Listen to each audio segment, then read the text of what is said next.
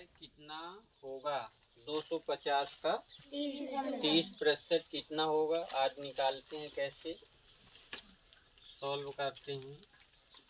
250 का मतलब होता है गुणा करना। क्या होता है? गुणा करना। 30% पूछ रहा है ना, तो ये प्रतिशत का मतलब होता है बटे में 100 का भाग देना। ठीक है, अच्छे से समझना। ये जीरो से ये जीरो कैंसिल, ये जीरो से ये जीरो कैंसिल हो गई ना। 25 या 75 आंसर आ गया। ठीक, अब दूसरा देखते हैं। कहता है 300 का 40% कितना होगा। तो 300 गुणित 40% का मतलब होता है 100 का भाग देना। एक जीरो से एक जीरो, एक जीरो से एक जीरो कट गई। 4 तिया 12, जीरो 120 आंसर आ गया। कितना आ गया? 120 आंसर आ गया। अब आगे चलते हैं। 120 का 45% लिखते हैं। 120 गुणित 120 किलोग्राम का 45%। 100 का भाग देंगे तो एक जीरो से कैंसिल हो गया। पाना 5 दूना 2 छंग 9 छक्का, ये आपका आंसर आ गया 54। सभी को समझ में आ रहा है अच्छे से। अगला है 678 लीटर का 75% बटे 100 से भाग देते हैं। देखिए 5 के पहाड़े से काट देते हैं 75 को, तो कितनी बार कट जाएगा? 15। और 5 के पहाड़े से इसको 100 को काट देंगे तो कितनी बार कट गया? 20 बार कट गया। 5 के पहाड़े से काटेंगे इसको, 5 तिया 15, 5 को 20। अब इसका गुणा करा लेंगे। 8 तिया 24 आ गया। 7 तिया 21, 21 में 2 जोड़ दो तो कितना हो जाएगा? 23 हो जाएगा। 6 तीर का 18 में 2 जोड़ दोगे तो कितना हो जाएगा? 20 हो जाएगा। 4 का भाग दे देंगे। जब 4 का भाग देंगे तो कितनी बार चला जाएगा? 508.550, यही आंसर हो जाएगा आपका। ठीक है ना, अच्छे से सभी को समझ में आ गया। अब देखिए कहता है कितने प्रतिशत होगा। कितने प्रतिशत होगा। जैसे आप परीक्षा में उत्तीर्ण होते हैं, पास होते हैं, तो जैसे 600 का पूर्णांक हुआ, 600 के पूर्णांक में पूछा जाएगा आपकी इतने नंबर आ चुके हैं।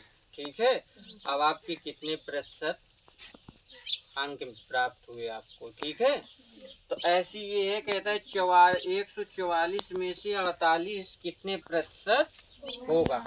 144 में से 48 कितना प्रतिशत होगा। तो जब सॉल्व करेंगे तो 144 में से 48 करना है, तो 48 बटा 144 और गुणा कितने का कर दें? 100 का गुणा करते हैं। ठीक है, काटें।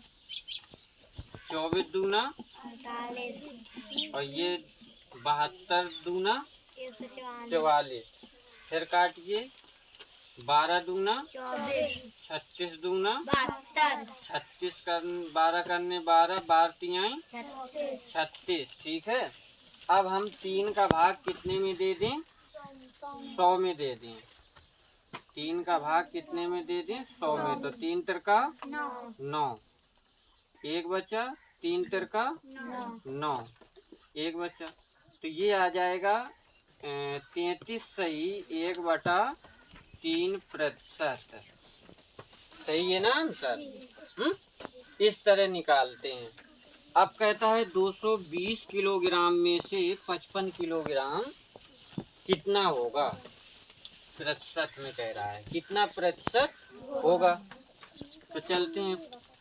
55 बटे 220 और गुणित 100 का भाग दे देंगे।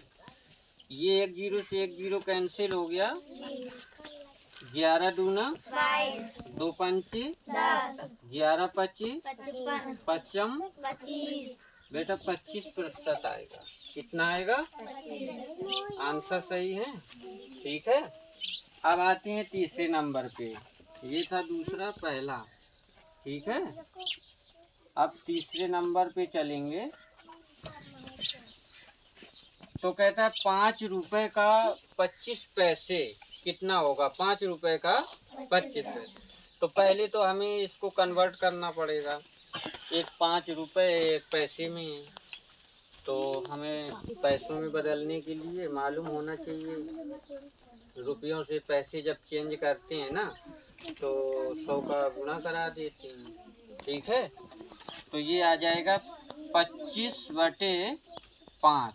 ठीक है, 25/5 गुणित 100।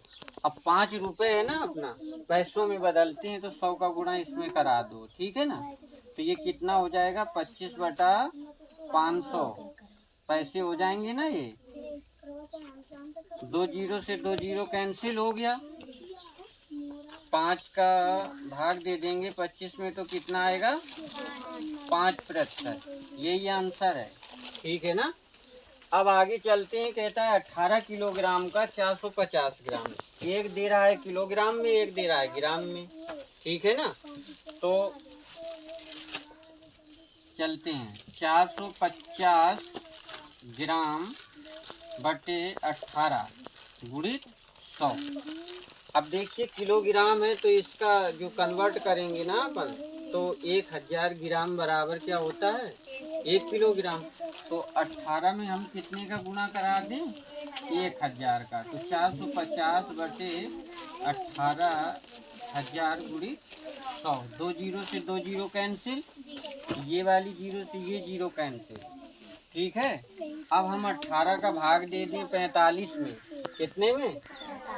तो तीछंग 18, 3 के पहाड़े से 45 कट जाएगा। कितनी बार? 15 बार। फिर 3 के पहाड़े से 6 कट जाएगा। 3 दूना 3×5 कितना आ गया? 5/2। यही आंसर हो जाएगा प्रतिशत में। नहीं तो 2 का भाग दे दो। 2 दूना 4, 0.02 पंचे 10, तो कितना आ गया? 2.5%। यही आंसर है। ठीक है ना, सभी को समझ में आ गया। ये आपकी 12F है, क्लास 6। ठीक है।